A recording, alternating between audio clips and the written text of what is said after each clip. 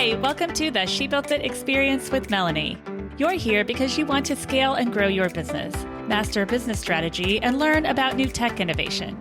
Join me and my inspiring guests as we dive into the topic of how to create, build, scale, and operate the business of your dreams. In addition to being an entrepreneur, I'm also a twin mom and optimist who loves empowering you to experience the life that you crave. Magic happens when we focus on the part of ourselves and our business that brings us joy. So grab a coffee or cocktail, get comfy, and let's dive in. Marcy Tivol is the co-founder of Solving Fun, an online and virtual company that offers puzzles, activities, and games for kids that focus on perseverance and problem solving. They bring groups of friends and kids together for a fun, twist your brain, think outside the box, and laugh with other solvers virtual experience. Marcy has a background in art direction and is a graduate of Washington University in St. Louis. She's extremely creative and has always had a love of problem solving and games. We are so thrilled to have you with us today, Marcy. Please tell us more about who you are and what gave you the inspiration and the courage to make your leap and launch Solving Fun. I started out with a background in advertising. I went to college with fine arts and creative direction as the goal, and then went to graduate school for it. My first job was actually at Games Magazine as a graphic designer, which was a goal that I had wanted as a child to design for the magazine and do puzzles for kids. Worked in advertising for 20 years as an art director and became a creative director and had a bunch of freelance clients, and then moved out to California. Became the time of my life where I was like, okay, I want to have kids and a family. And and how do you balance those? I think that's like the ongoing struggle of balancing between family and career path. How do you do both of those really well? Which you understand.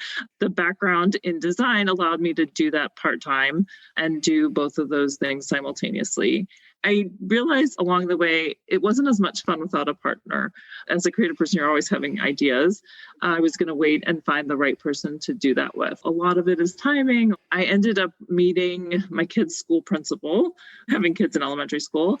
And we were talking one day about the notion of engaging children in the classroom and really providing that extra curriculum that some of those kids need and the extra challenges, and decided to develop products that would fill that void for kids. The timing was great. I met her and thought, okay, this is someone I want to do a business with. It kind of took off from there. I understand the want for a partner because sometimes, you might have a certain skill, they have another skill, and then you can bounce ideas off of each other and really kind of get the momentum of the business going.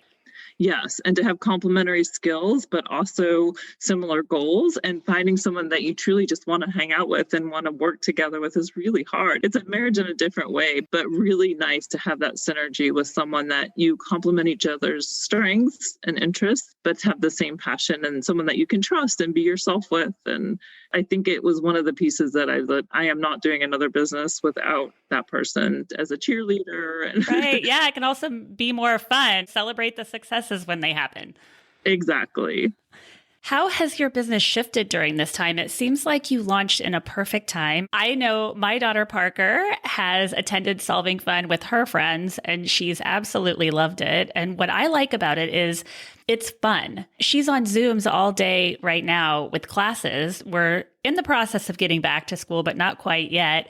And this is something she can look forward to, where she can interact with her friends and have fun and stretch your brain and do something that's inspiring for her. Yes, we love solving with her and her friends. It was such a treat to get to see them and watch their little minds at work and twisting their brains and getting the more self-confidence and answering questions. It's interesting about the timing because we really started it just before COVID. And the idea was to come up with products that would help teachers in classrooms and engage kids in like the normal school world that no longer exists. And then all of a sudden COVID hit and it was like, oh my gosh, like this is not really like what we had intended. But it was like, okay, let's be flexible. Let's figure it out. Kids have needs. We still want to engage kids. We still want them to learn and grow and persevere and be self-confident. We just use that as an opportunity to work more together and to really develop products with the same goals, but almost in a different direction, because it was like, okay, now we have to help kids at home too. it expanded our horizon tremendously. As we were developing products for at home, we said, okay, let's really go back to the basics of we want to help kids in the classroom, whether that's virtual classroom or real classroom or hybrid or any of the things. That piece still was important to us. And over the year, we've tried to really figure out, is it engaged learning? Is it puzzling? What is that core thing that we're trying to teach? And really, we've come to the decision that it's more about creative thinking and problem solving and teaching kids to persevere and to feel that love of learning, which not everybody's has this, especially now. So how can you bring some of that back for kids? That's so great that you made that pivot, because in a lot of my conversations with women and especially business owners and founders, COVID hit and maybe they were more brick and mortar and sold a little bit online, but then all of a sudden had to shift everything to an online platform. So it was great that you were able to pivot, but I can also see how solving fun would be beneficial in schools. Exactly. It's fascinating. COVID's been hard on everybody, and certainly nothing that we planned for or expected or were thrilled about, but it's taught us resilience. It's taught kids resilience. I think it's the hardest on kids, what they're going through, really missing all those social interactions, really missing the play time with each other. Those are the pieces that they're just not getting right now. And just that engagement is just so hard to provide over Zoom. Even, the kids that are in person, there's lots of restrictions now that they just didn't have before. Kids are on the iPad in the classroom. So it's interesting to think about adding solving fun to where a teacher can say, okay, if you're done with the schoolwork that you have to do for the curriculum, now you can go have some fun, still continue learning, and take a solving fun game. Right. And it's really fun to help teachers who are kind of fried and need a new way of thinking. And so to really give them a new way of engaging kids has been really amazing too. And just the notion of bringing kids together, whether they're on Zoom from home, whether they're in school. We work with classrooms now where half the kids are at home and half the kids are in school, but they're all together over Zoom. So we're connecting them in a different way that the technology we didn't have that before. So it's amazing to kind of keep going, moving forward, technology-wise and learning-wise, in a way that's fun and helpful. I know Parker really loved that part. She said, I get to do a solving fun with all my friends. She got really excited over the fact that it would just be her group and her group of friends. How do you hope that solving fun will inspire children and families? So our goal is for solving fun to teach kids love of learning, creative problem solving, and most of all, more self-esteem, better self-confidence, self-awareness, all those social emotional skills that are just so important. We really hope that kids will learn through puzzling the idea that they can have those aha moments, they can struggle through something and then figure it out. And that's so much better than someone just giving you the answer for something.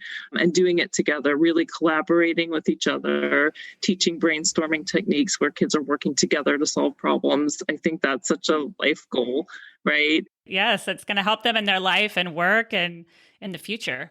So we hope if kids can learn that now, that when they become adults and throughout their lives, they'll be able to use those skills for everything. I also love the perseverance aspect. Sometimes when you're in the class and you could say an answer wrong or something, that can be intimidating. So it seems like with solving fun, they can learn to maybe make mistakes and then have others help them along the way, or maybe get to the point where they can figure it out on their own. And that it's okay. Absolutely. And that's a learning process. Not only is it okay to make mistakes, but it's great to make mistakes because they help you think of new ideas. And that's what makes kids more creative. And when they see other kids are making mistakes, they feel better that it's okay. Yes. And the truth is, the best ideas come from people working together and providing each other with parts, and then you create a new whole. And if kids can learn, if I make a mistake or I brainstorm something, it might help somebody else think of something differently, which is awesome. 100%. I love that. We are all so busy managing our work and our daily lives. I know we were talking about building and growing a business as we're homeschooling and managing life at home. What is your management strategy for staying on task as you build your business? Wow. We have to stay on task. I know it's a tough one. I know. I love this question because the conversations I have with women today who are building a business and juggling the homeschooling family aspect, it's such a challenge. And so I'd love to hear how everyone approaches their management from day to day for building their business. Yes, we are constantly as partners working together on how can we keep on task, get all of our tasks done. We are huge to-do list people. So even I'm that person that sometimes I create things to put on my to-do list so that I can get things checked off my to-do list. Right. Absolutely. It just feels good. The checking It just process. feels good. Like, okay, like check those off.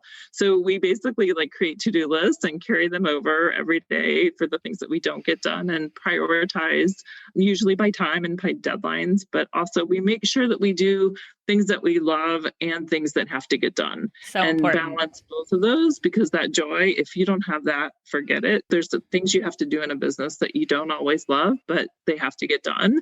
And so we make sure to not only do those things, but also the things that we love. I love that. In my conversations that I have with people across the globe, businesses due to COVID have had to shift in so many ways.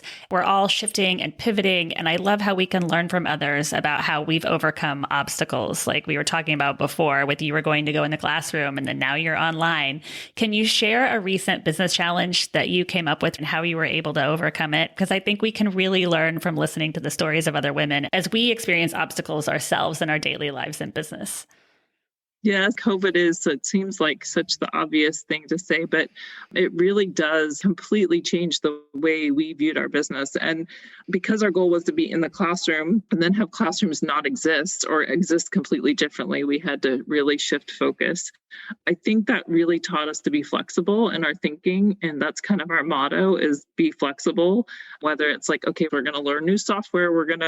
Now we're working with kids in Mexico City and we're working with kids like all over the country because that technology enables us to do that. So and how great is that? It's so great. Yeah, it's amazing, right? So the reminder that it's okay, again, like teaching kids the same perseverance, like we teach it to ourselves, like, okay, it's okay that we had to shift and use the silver linings as a way of moving forward. Are there any tech platforms or apps that you use in either your business or personal life that you couldn't live without? We depend on Google Meet and Zoom to work together. We work every day over Zoom and over Meet, and to work with kids in the classroom. So those are definitely the two big ones. We're always looking for ways to interact with kids that's more interactive. So we have a puzzle club that meets, and we've recently introduced Jamboard with them, so they can actually like move around pieces and work together to solve puzzles and do it in real time. So we're huge fans of that. Yeah, it's really fun and really fun to be able to watch kids solving together and cooperate. Yes, I don't know what I would do without Google Docs. Right? On it all day long, every day.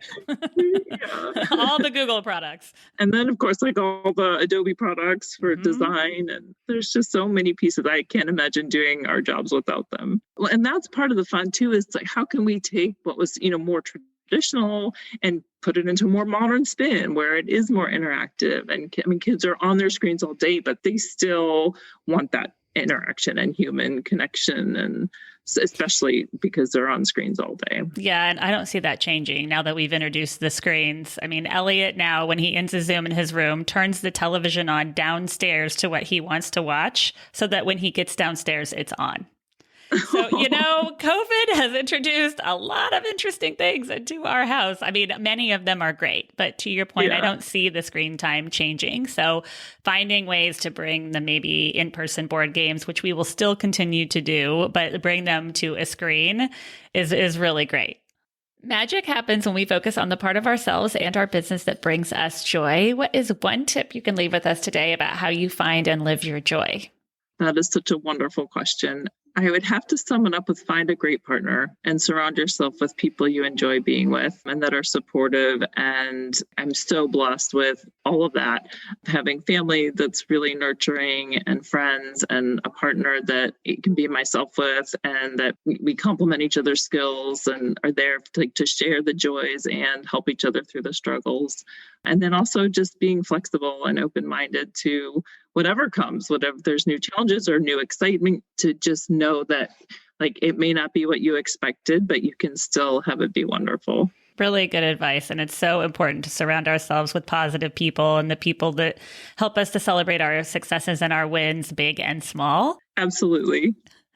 Thank you so much for being with us today, Marcy. Thank you so much, Melanie, for this. It's wonderful what you're doing, bringing women together and sharing in their successes and their interests and goals. You can find me, Marcy, at solvingfun.com. Solving Fun on Instagram and Facebook. Or you can go to our website, solvingfun.com, filled with puzzles and games for kids and adults. If you are new to She Built It, we'd love for you to join us. We offer community memberships, masterminds, innovative virtual events, and meaningful connections to entrepreneurs and corporate leaders. Please also check out our She Built It shop, curated products from women-owned businesses who put their heart and soul into their beautiful and innovative products. We offer She Built It business consulting and the She Built It blog. Thank you to everyone around the world who joined today. Thank you to my editor, Rich Streffolino. Please download and subscribe wherever you get your podcasts. And until next time, together, let's let nothing stop us from experiencing the life that we crave.